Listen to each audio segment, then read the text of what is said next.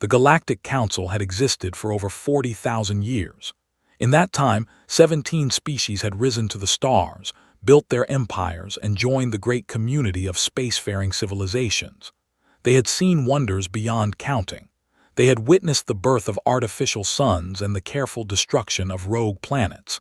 They had mapped the dark spaces between galaxies and cataloged billions of worlds.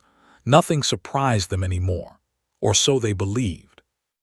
Ambassador Kethra of the Veln stood in the observation chamber of the council station, her 4 arms crossed in a gesture of deep confusion.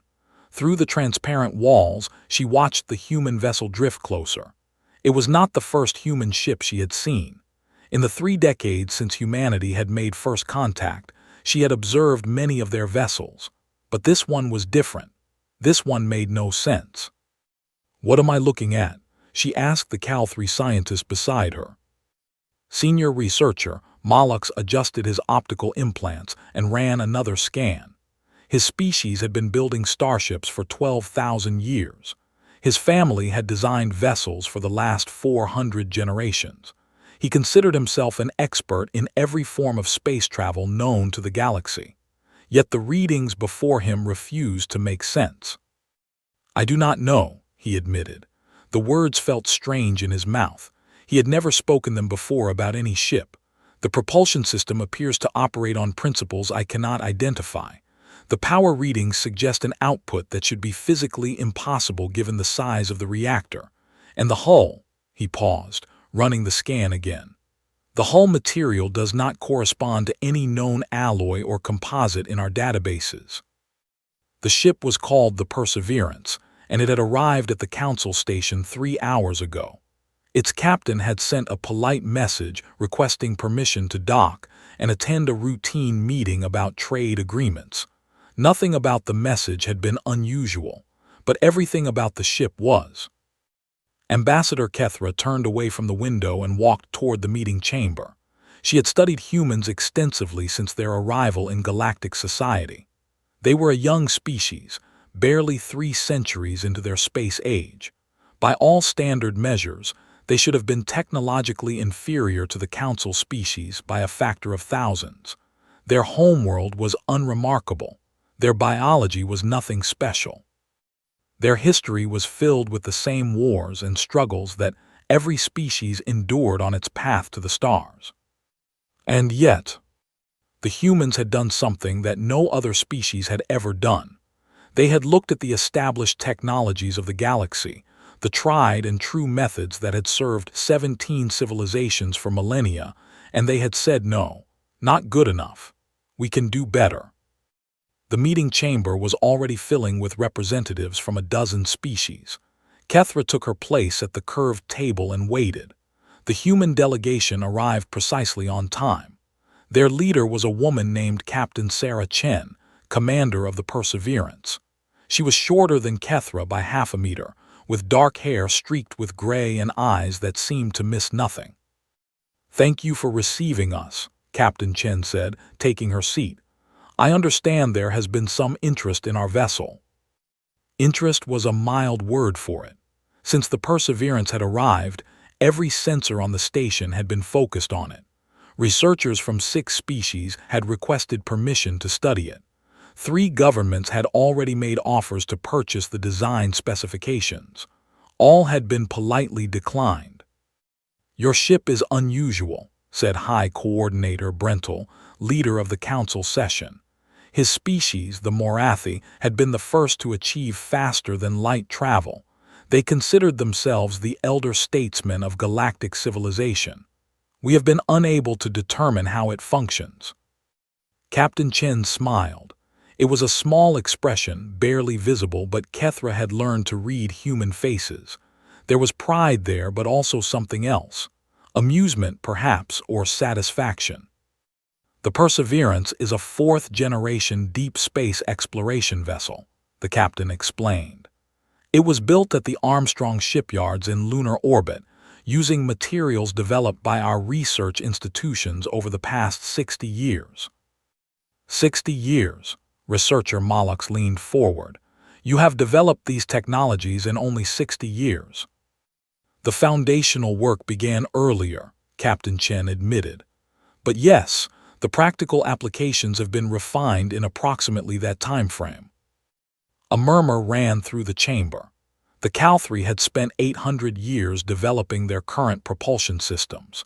The Veln had taken 3,000 years to perfect their shield technology.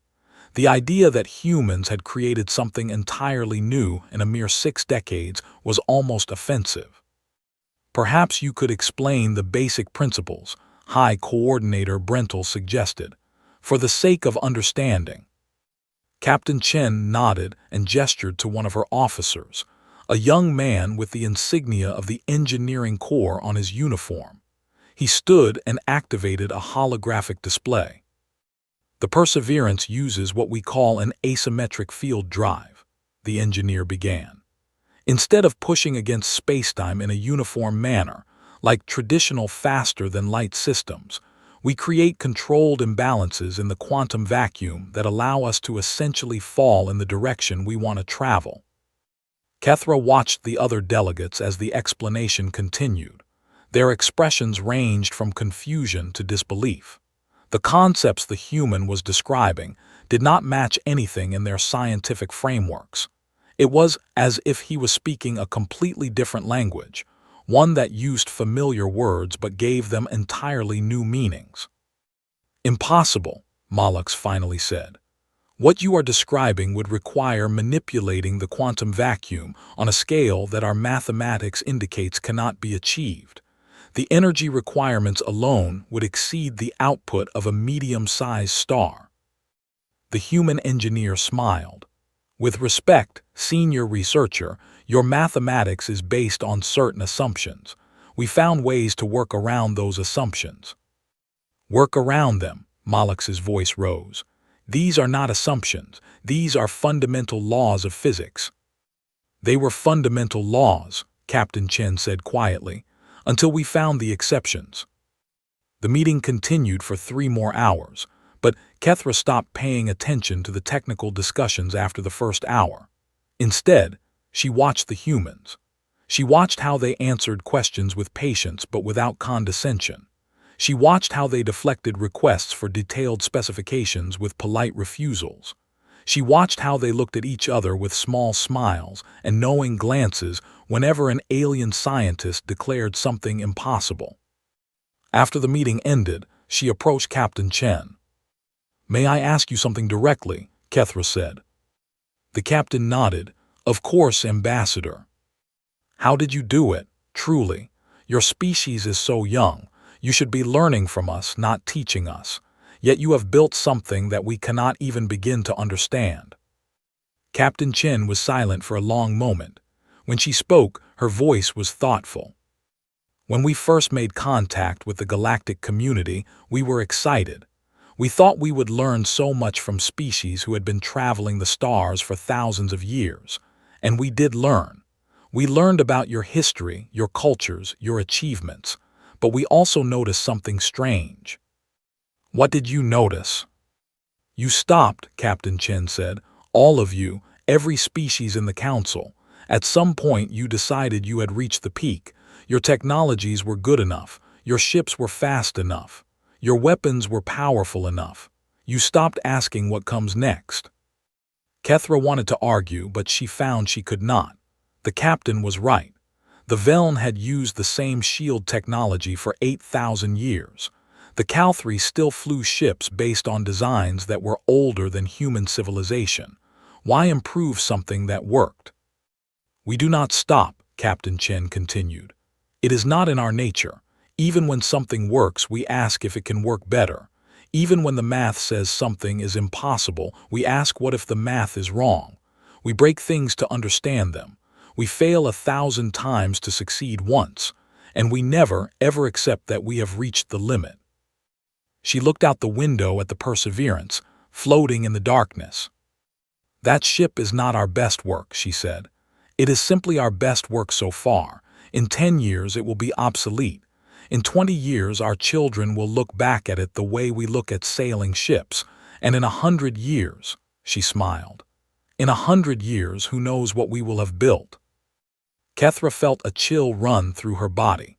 She had lived for 200 years and expected to live for 200 more. She had always assumed that the galaxy would remain largely unchanged during her lifetime. Now she was not so sure. The humans had only been in space for 3 centuries. In that time, they had already begun to surpass civilizations tens of thousands of years older. What would they become in another 3 centuries? In another 3,000? She did not know, but for the first time in her long life, she found herself eager to find out.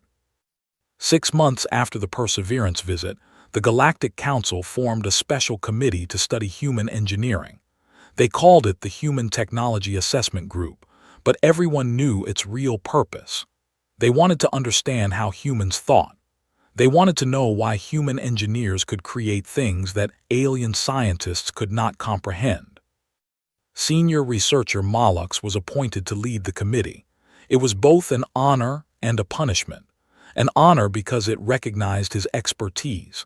A punishment because everyone knew it was an impossible task. Understanding human engineering was like trying to catch smoke with your hands. His first action was to request a visit to Earth. The humans agreed readily, even enthusiastically.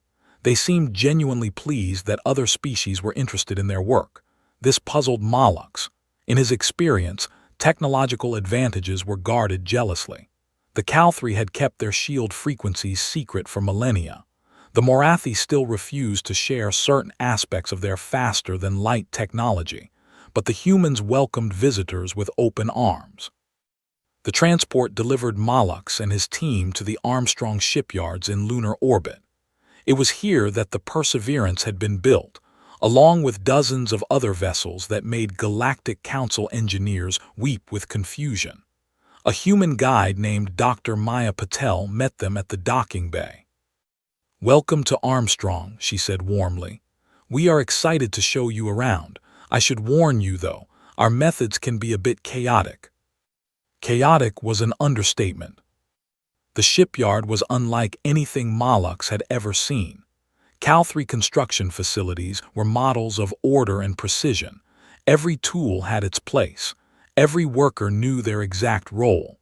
Every ship was built according to plans that had been refined over thousands of years. The Armstrong shipyard looked like an explosion in a machine shop. Workers moved between projects seemingly at random. Half-built engines sat next to experimental hull sections. Whiteboards covered every available surface, filled with equations that mixed established physics with wild speculation.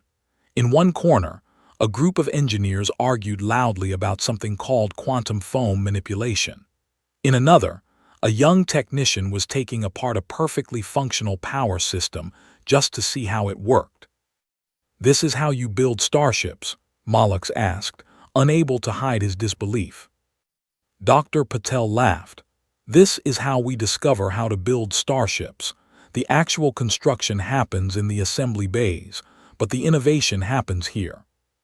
She led them through the facility, pointing out various projects.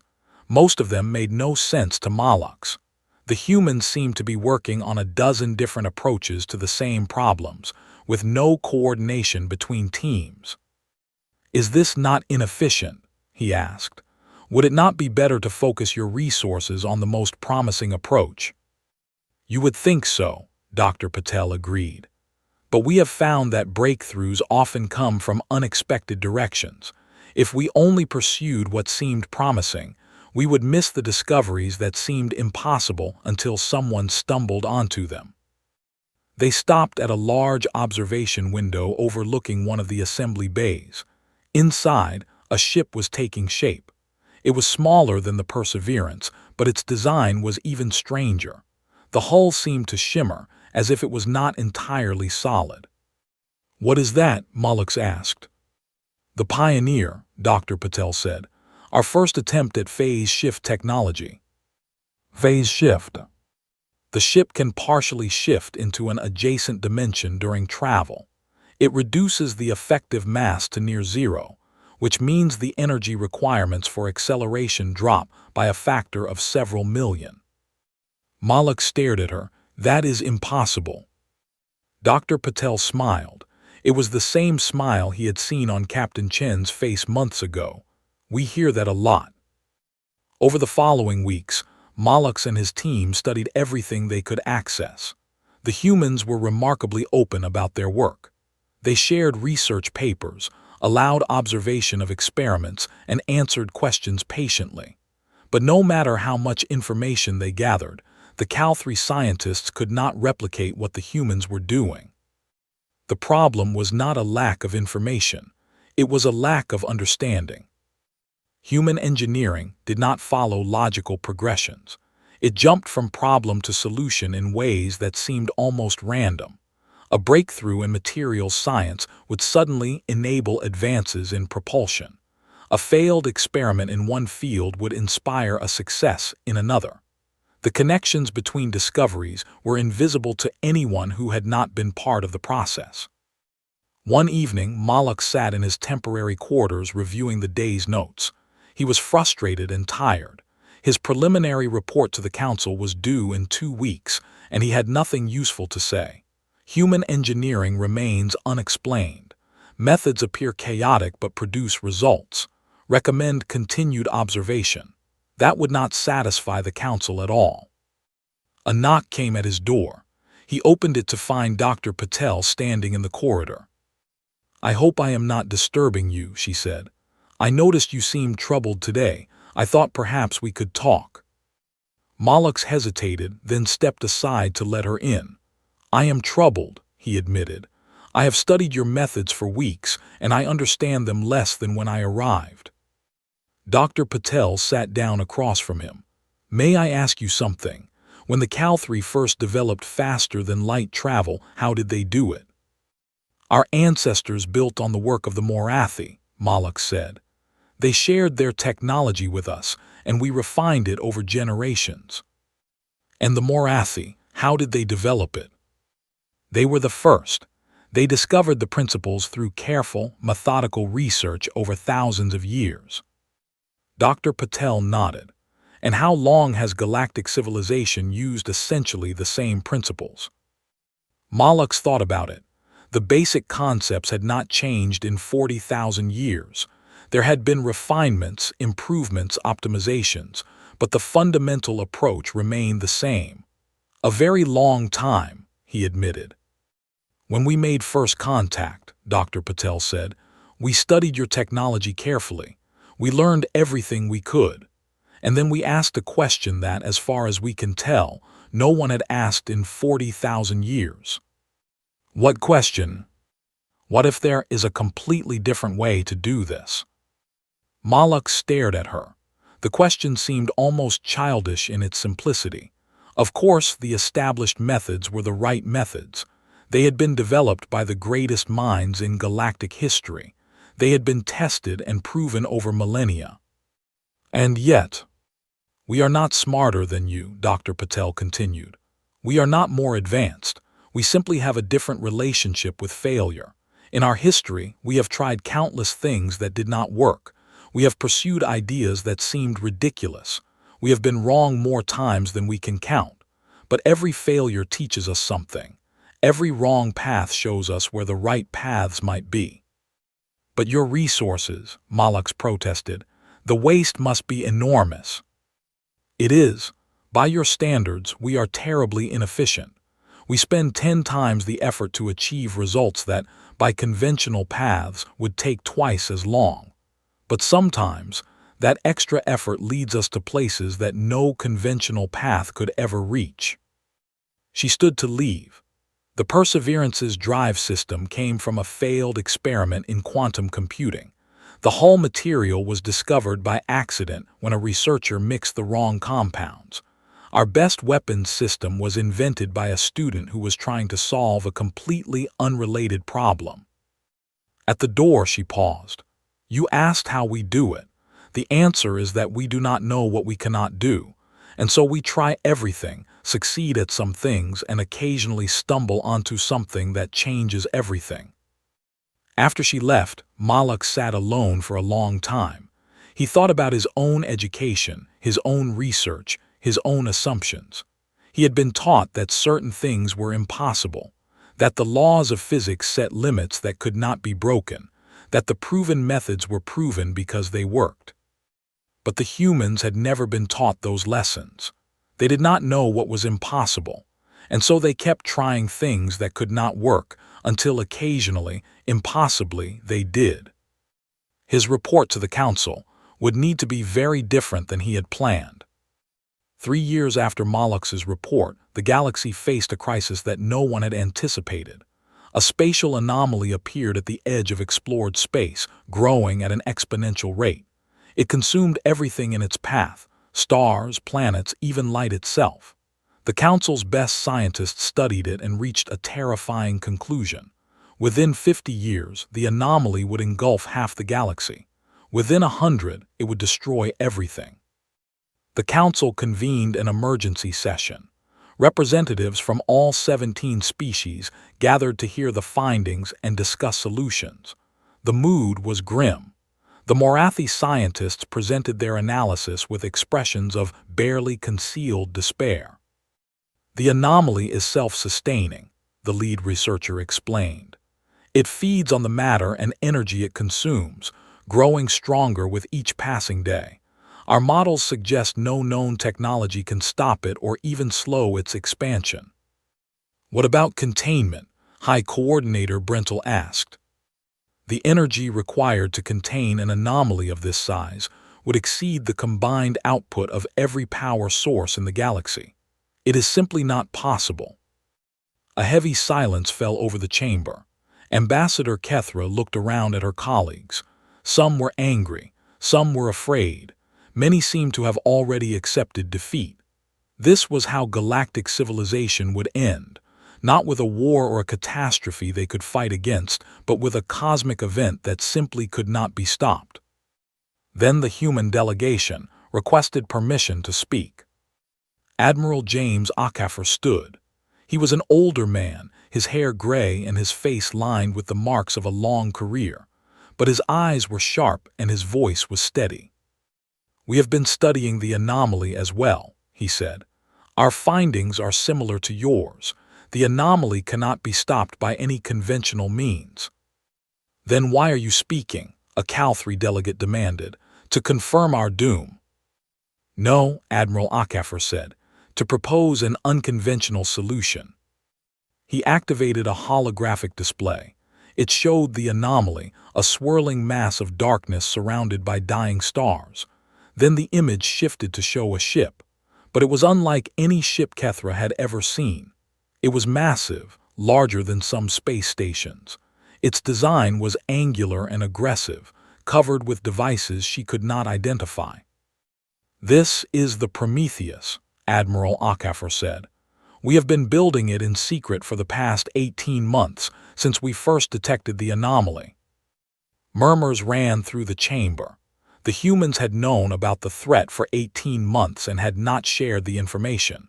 Under normal circumstances, this would have been a serious diplomatic incident, but these were not normal circumstances.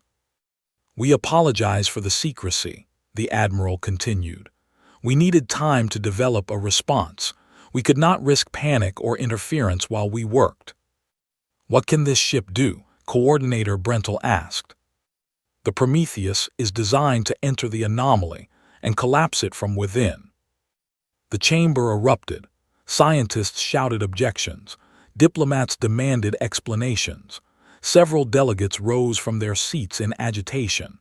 Admiral Okafor waited patiently for the noise to subside. "You cannot enter the anomaly," a Morathi scientist finally said when relative quiet returned. "Nothing can survive contact with it. The laws of physics break down inside. Any ship would be torn apart instantly." "By your laws," Admiral Okafor said. "By ours as well, until recently. But we have developed new approaches. The Prometheus is equipped with a reality anchor system that maintains consistent physical laws in a bubble around the ship. It can survive inside the anomaly long enough to deploy its payload." "And what is this payload?" "A reverse cascade generator. It will create an inverse expansion effect, causing the anomaly to collapse in on itself, until it reaches a critical minimum and ceases to exist. The Morathi scientist shook his head. These concepts have no basis in established physics, reality anchors, reverse cascades. You are making things up. We are, Admiral HFY agreed. We make things up all the time, and then we test them, and when they work, we use them. How can you be certain this will work? We cannot be certain. We have run simulations and small-scale tests. We believe the probability of success is approximately 40%. Another uproar. 40% was an unacceptable margin of uncertainty for most council operations. Important decisions were not made without at least 90% confidence. The idea of betting the galaxy's survival on such odds was almost unthinkable. But Kethra understood what the humans were not saying. 40% was better than zero. It was better than watching the anomaly grow while doing nothing. It was better than accepting death. "What do you need from us?" she asked, speaking for the first time.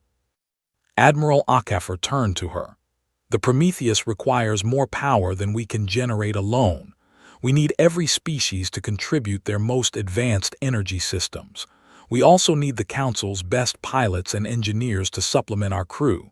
This is not a human mission. It is a mission for all of us." The debate continued for hours. Some delegates argued that the plan was madness. Others demanded more time to study the proposal. A few suggested that resources should be devoted to evacuation instead of a desperate gamble. But in the end, there was no real choice. The anomaly would not wait. The Prometheus was their only hope. The Council voted to support the mission. Over the following months, the largest cooperative effort in galactic history took place. Ships from every species traveled to the human construction facility, bringing technology and personnel. Kethra volunteered to join the mission as the Council's official observer. She wanted to see for herself what the humans had built. When she first saw the Prometheus up close, she stopped breathing. The ship was beyond anything she had imagined. Its hull seemed to exist in multiple states simultaneously, solid and not solid, present and absent.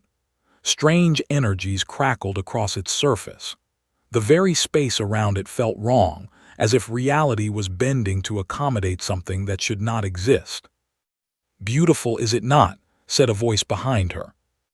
Kethra turned to find Captain Chen, now promoted to Commodore and serving as the mission's commander. "It is terrifying," Kethra admitted. "Yes," Chen agreed. "It is that too. The most beautiful things often are." "Will it work?" Chen was quiet for a long moment. "I do not know. No one knows, but we will try. And if we fail, we will have tried something. That is more than can be said for doing nothing." The crew assembled over the next week. 3,000 individuals from all 17 species, working together on a ship built by humans using principles no one else understood. It should have been chaos. Instead, it was something like hope. On the day of departure, Kethra stood on the bridge beside Commodore Chen. Through the forward view screen, they could see the anomaly in the distance, a wound in the fabric of space that grew larger with each passing day. "Prometheus, you are cleared for departure," came the signal from the Council station. "May fortune favor you." Chen smiled and engaged the drive. The ship moved forward toward the darkness. The journey to the anomaly took 3 weeks. In that time, Kethra learned more about human engineering than she had in years of study. She walked the corridors of the Prometheus, observed its systems in operation, and spoke with the engineers who kept it running. What she found challenged everything she thought she knew. The ship was not a single unified design. It was a collection of different systems, each developed by different teams, somehow working together despite using incompatible principles. The propulsion system operated on quantum vacuum manipulation. The shields used folded space geometry. The weapons systems employed directed probability fields. None of these technologies should have been able to coexist in the same vessel, yet here they were. "How does it work?"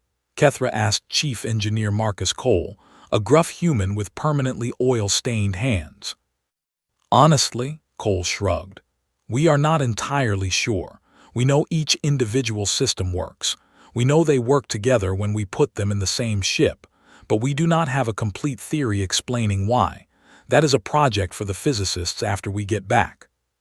You built a ship without fully understanding how it functions. We build lots of things without fully understanding them. Understanding comes later. Building comes first. This approach horrified and fascinated Kethra in equal measure. In Veln culture, nothing was built until it was completely understood. Plans were studied for generations before implementation began. The idea of creating something and then figuring out how it worked afterward was almost heretical. But the humans had a point. Their method produced results that the careful Veln approach never could. Sometimes you had to leap before you looked. As they approached the anomaly, the crew prepared for the final phase of the mission. The plan was simple in concept and terrifying in execution. The Prometheus would enter the anomaly, navigate to its center, and deploy the reverse cascade generator. Then, assuming everything worked, they would escape before the collapse became complete. There were approximately 1,000 ways the plan could fail.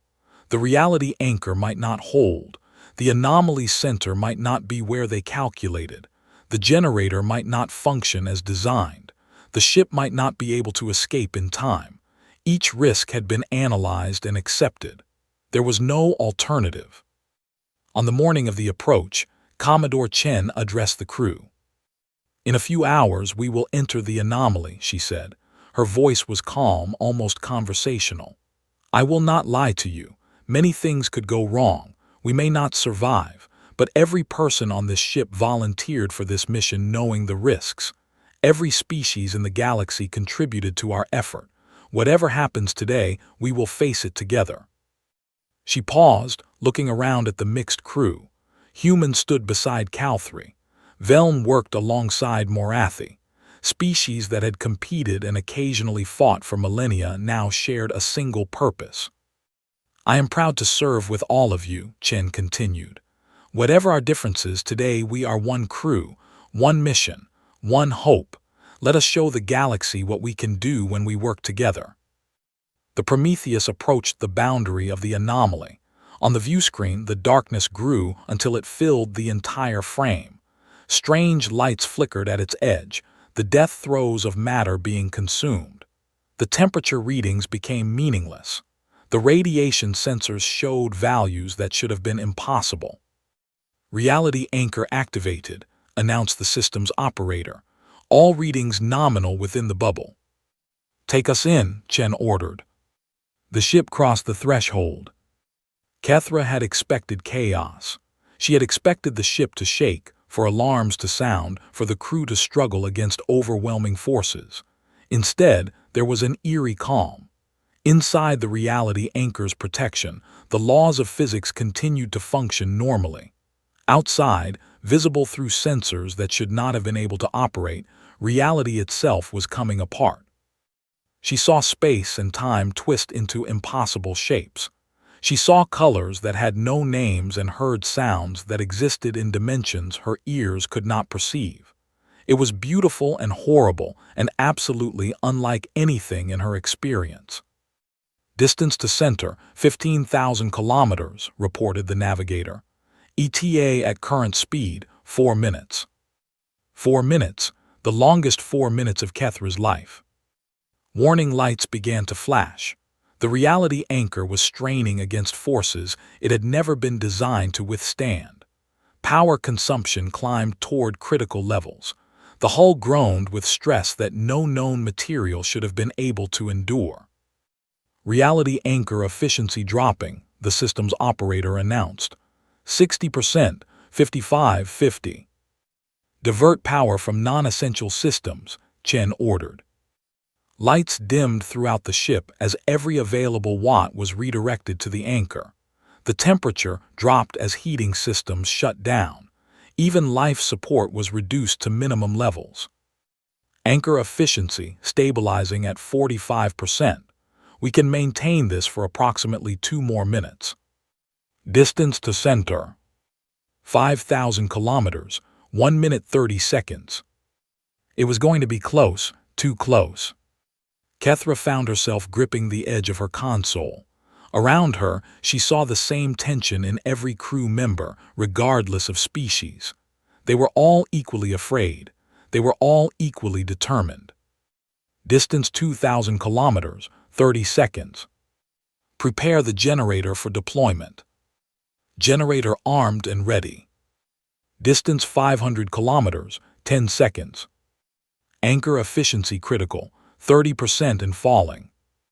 Hold together, Chen muttered, though whether she was speaking to the ship or the crew or herself, Kethra could not tell. We have reached the center. Deploy the generator now. There was no sound in space, but Kethra could have sworn she heard something when the reverse cascade generator activated. A tone, perhaps, or a vibration that passed through the ship and through her body and through the very fabric of existence. The darkness outside the viewscreen seemed to shudder. Generator deployed and active, the weapons officer reported. Cascade effect initiating. Get us out of here, Chen ordered. Maximum speed. The Prometheus turned and ran. Behind them, the anomaly began to collapse. The process was slow at first, almost invisible. Then it accelerated. The darkness that had consumed stars and threatened galaxies folded in on itself, shrinking at an exponential rate. The cascade effect spread through the anomaly's structure, unmaking what should have been unmakeable. The ship shook violently as waves of distorted spacetime washed over it. The reality anchor flickered and nearly failed. Systems overloaded and burned out. A section of the lower deck lost pressure and had to be sealed. But they were moving, they were escaping. Distance to boundary, 10,000 kilometers, the navigator called out. 5,000, 2,000. Anchor efficiency at 10%. We will not survive another 30 seconds inside. Then we will be out in 20. Keep pushing.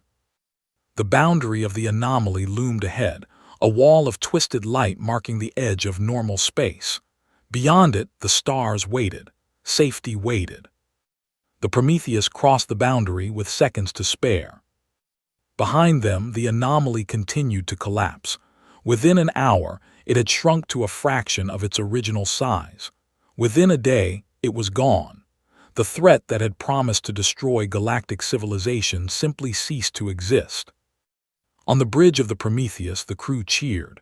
Species that had never embraced before found themselves hugging. Tears flowed from eyes of every shape and color. They had done it. Against all odds, against all logic, against everything the established science of 40,000 years said was possible, they had done it. Kethra found Commodore Chen standing alone by the forward view screen, watching the stars. "How does it feel?" Kethra asked. Chen smiled, but there was exhaustion in her eyes. "Like we just did something impossible. Which means, by definition, it was not actually impossible. We just did not know it was possible until we tried." "You saved the galaxy." "We saved the galaxy," Chen corrected. "All of us. Every species, every person. This was not a human victory. It was a victory for everyone who refused to accept that there was no hope." She looked back at her mixed crew, still celebrating, still alive against all odds. "Maybe that is the lesson," she said softly. "Not that humans are special, but that anyone can be special if they are willing to try." 5 years after the Prometheus mission, the galaxy had changed in ways that no one had predicted. The near destruction of civilization had forced every species to reconsider their assumptions. Old rivalries seemed petty in the face of cosmic annihilation. Ancient grudges faded in the light of shared survival. The Galactic Council was no longer a forum for maintaining the status quo. It had become something new, a place where ideas were shared, challenged, and improved. Ambassador Kethra stood in the same observation chamber where she had first seen the Perseverance 6 years ago. Through the window, she watched a fleet of ships approaching the station. They came in all shapes and sizes, representing every species in the council. But they shared one thing in common. They were all built using principles that had not existed a decade ago. The Veln had contributed their expertise in energy containment. The Calthri had shared their advanced sensor technology. The Morathi had opened their archives of theoretical research, papers that had been dismissed as impossible dreams but now seemed prescient. And the humans had taught everyone something that could not be found in any database: how to think without limits. "You seem thoughtful," said a familiar voice. Kethra turned to find Sarah Chen standing beside her. The former Commodore had retired from active service after the Prometheus mission. She now served as an advisor to the Council on matters of innovation and exploration. "I was remembering," Kethra said, "the first time you came here, how confused we all were by your ship, how impossible everything seemed." Chen nodded. "A lot has changed since then." "Everything has changed, and I think I finally understand why." Chen raised an eyebrow. "Oh. For 40,000 years we believed we had reached the peak," Kethra explained. "We thought we knew everything worth knowing, that we had built everything worth building. Our civilizations were stable, our technologies were reliable, our futures were predictable, and we were content." She turned back to the window, watching the new ships approach. "Then you arrived. Young, reckless, impossibly optimistic. You looked at everything we had built and said it is not enough. You asked questions we had stopped asking. You made mistakes we would never have dared to make. And in doing so, you showed us something we had forgotten." "What did we show you?" "That there is no peak. That every summit is just the base of the next mountain. That the greatest danger is not failure, but the fear of failure that stops us from trying." Chen was quiet for a long moment. When she spoke, her voice was soft. "We learned that from necessity. Our history is full of catastrophes, wars, plagues, disasters that should have ended us.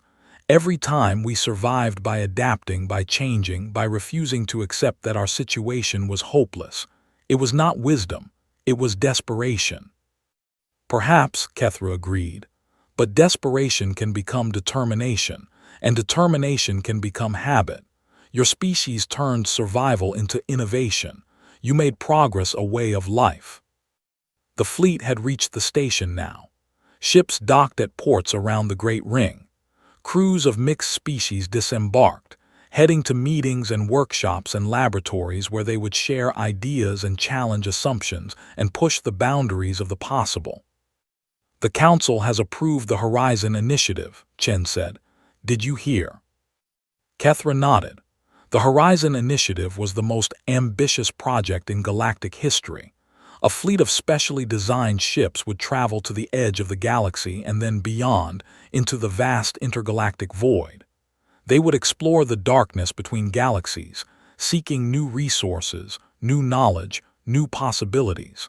It was a mission that would take generations to complete. "I am joining the mission," Chen said. Kethra turned to her in surprise. But the journey will take decades. You will be very old by the time the fleet returns, if it returns." Chen smiled. "I know, but I have spent my whole life looking at the stars and wondering what lies beyond them. I cannot spend my remaining years sitting safely on a station, reading about what others have discovered. I need to see it for myself. It is dangerous. The technology is untested. 100 things could go wrong." "Yes," Chen agreed, "and that is exactly why I want to go." She reached out and took Kethra's hand. It was a human gesture of friendship, one that Kethra had learned to appreciate over the years. "Come with us," Chen said. "The fleet needs representatives from every species. The Veln have a perspective that no human can match. Your experience, your knowledge, your wisdom, they could make the difference between success and failure." Kethra hesitated. She had already lived for 240 years. She had served the Council for most of that time. She had earned the right to rest, to retire, to spend her remaining days in comfort and safety. But she thought about what Chen had said years ago in this very room. "We never stop. Even when something works, we ask if it can work better. Even when the math says something is impossible, we ask what if the math is wrong. She thought about the anomaly and the Prometheus, and the moment when they had crossed the boundary back into normal space.